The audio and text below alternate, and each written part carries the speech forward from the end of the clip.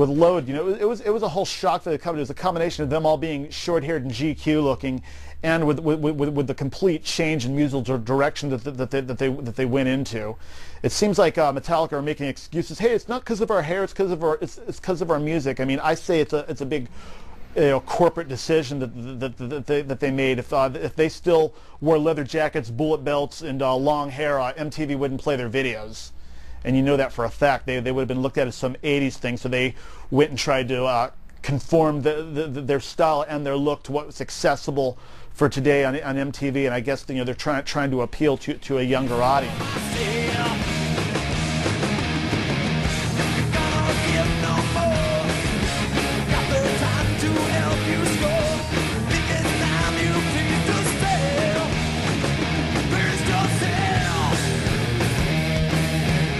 I think MTV has really grabbed a generation of people, and I think if we didn't do videos, it would be something we'd be missing out on. I think videos have brought a new dimension to us that I like. The album Load sold millions, but divided the fans and critics sharply. I think it was the beginning of the end of the close relationship that Lars and James had enjoyed for, at that point, 15 years, now nearly a quarter of a century since they first met.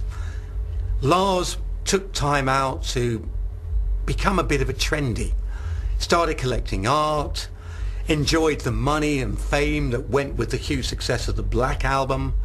James went off and I think started to self-analyze what he wanted to do, and by the time they got back together to do a record, I think there were two camps within Metallica. One was James and Jason wanting to do heavy stuff because that's what Metallica was. The other being Lars and to a lesser extent Kurt saying, no, we should continue to explore music.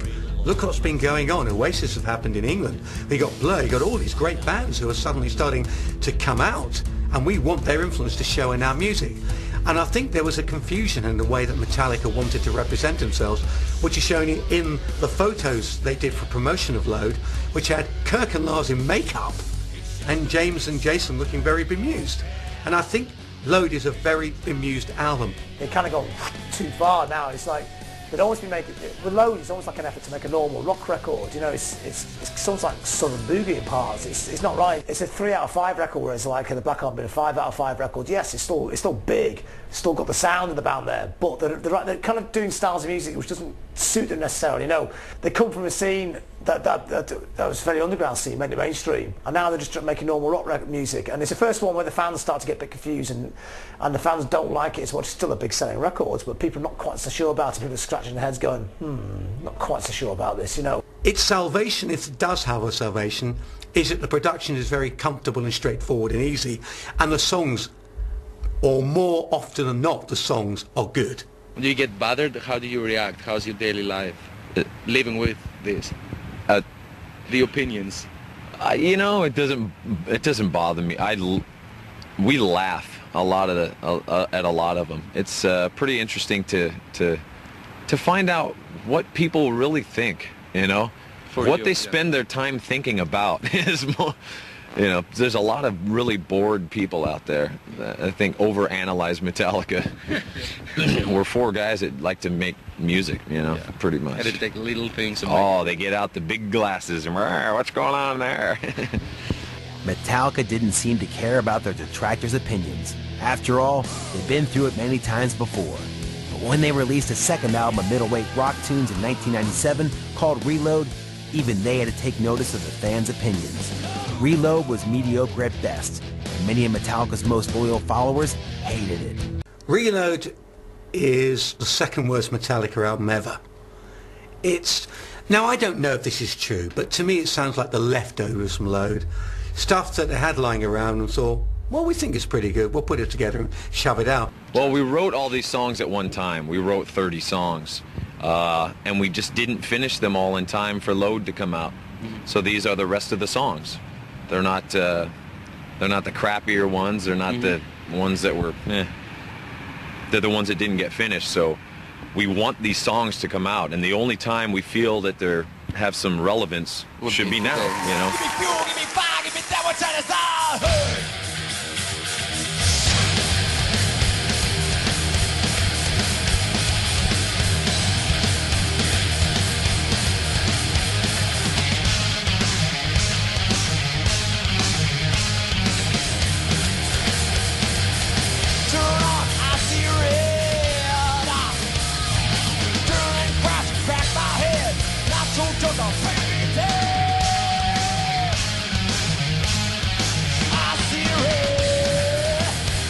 it's just part two of the record they'd already done, which people are not quite so sure about. It's not quite the Metallica that people really want, you know.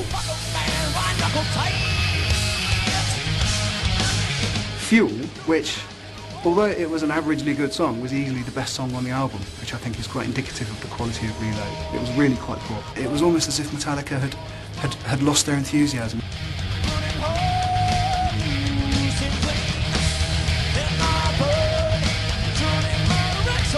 I'm not quite sure what was in the back of their mind during Reload. It surely couldn't have been the idea of James and Jason to do it. I suspect they knew they were due a break. I suspect they wanted a break from each other. I also suspect there may have been some record company pressure saying, well guys, you're supposed to deliver an album in 1999. Well, okay, so I tell you what, you got all this stuff left over, let's make an album from it. But whatever, it was a huge mistake. Maybe a little better than Load, but it still sucked. As the decade drew to a close, it seemed that Metallica were on a downhill slide. Although they still went on huge tours and grossed large fortunes, an increasing number of metal fans doubted the quality of their music. In 1998, they released a covers album,